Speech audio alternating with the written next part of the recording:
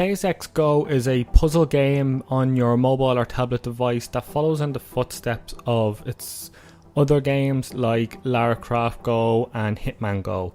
Now, while the aesthetic is more fully realised in terms of its aesthetic, like its gold and triangular sort of look that you will find in games like Deus Ex Human Revolution and Mankind Divided, its gameplay is a little more simplified than Lara Croft Go or Hitman, but at the same time it's still an incredibly enjoyable puzzle game. So as you move from step to step, the enemies will move too, and it's by figuring out their movements, their abilities, their shortcomings will you get through each level. You don't have a lot of abilities at your disposal. There's a hacking thing that you can enable or disable certain areas on the map, or you can turn things, or you can hack turrets, and by using hack turrets it'll stop them attacking you, or they can attack enemies. And that's one of the things you need to realise and figure out, is that these things don't just help you get by, but it also helps you turn the enemies on each other.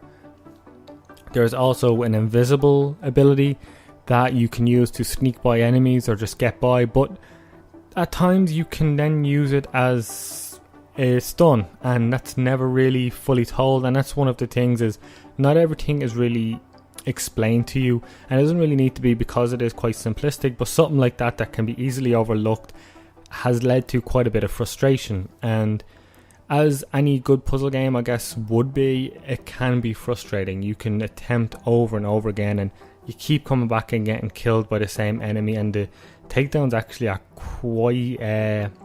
quite impactful, let's just put it that way, where you can hear the sound design is pretty good. And so it's by utilising those abilities as well as understanding the enemies on each level that you finally get through things. And it's not a particularly long game. The campaign itself is only about 2 to 3 hours, and there are weekly challenges, but you always kind of want more, and that's not a bad thing. It's sort of testament to how enjoyable the game is. It's only €5, and to me it was an absolutely brilliant sort of distraction from my morning bus rides, and it made me sort of get a little more out of the Deus Ex world, even though the story isn't particularly strong or impactful in any way, but it's still an enjoyable little side story for Deus Ex. The aesthetic is it absolutely nails the aesthetic in terms of looking at its console and PC counterpart, and the whole structure and design of the Go series is still one that,